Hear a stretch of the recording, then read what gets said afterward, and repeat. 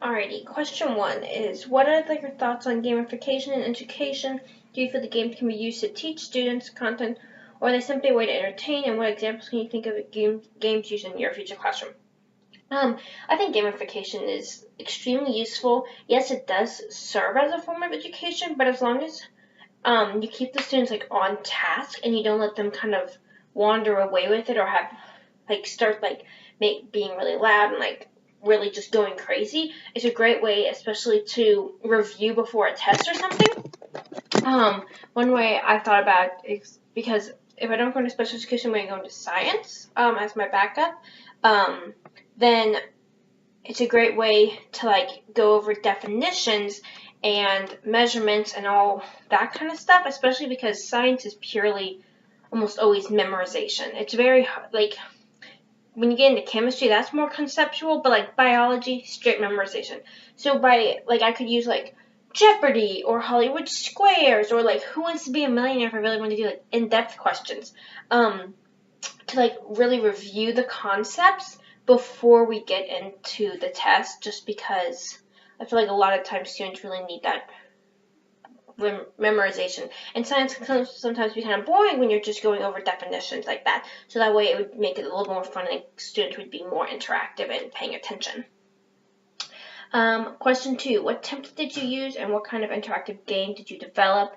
Was the template user-friendly and what problems did you experience? So I used the Hollywood Square one because since I based it on a science lesson, I did it over a butterfly and their life cycle. And I initially went with the Jeopardy one, but it was since that's such already a specified thing, and I feel like that's usually what a science test is. It's over a specified unit. It was kind of complicated to come up with 5 different categories when they're all within the same category. It's just kind of, like I said, definitions and understanding what's a chrysalis, what's a wings, all that kind of stuff.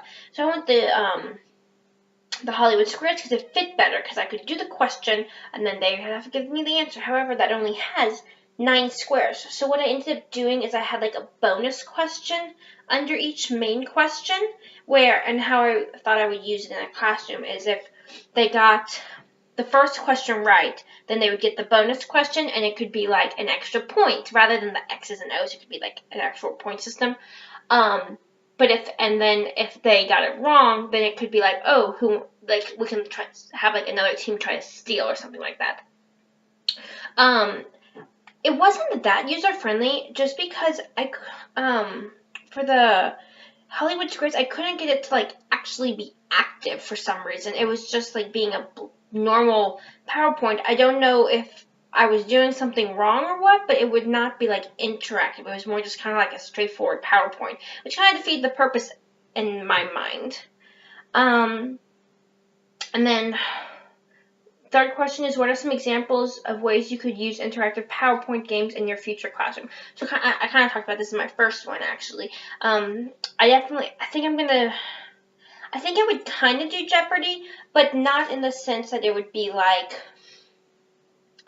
I think I would do Jeopardy more for before a final, before a midterm, or something like that, where I could do more biology, chemistry, or within biology be the life cycle, plants, anatomy, stuff like that.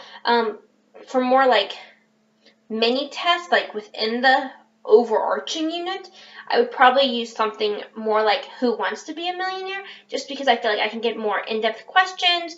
I can utilize questions that might have 3 parts to them. It could be because a lot of times in biology, there's not one straight answer. There can be many different answers, and that's a lot of times on tests. You'll have A, B, C, or D, or E, all of the above.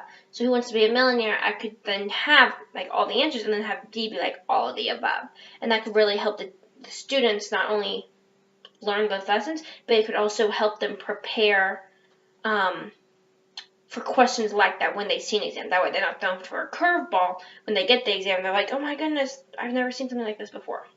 So yeah, that's my thoughts. Thanks.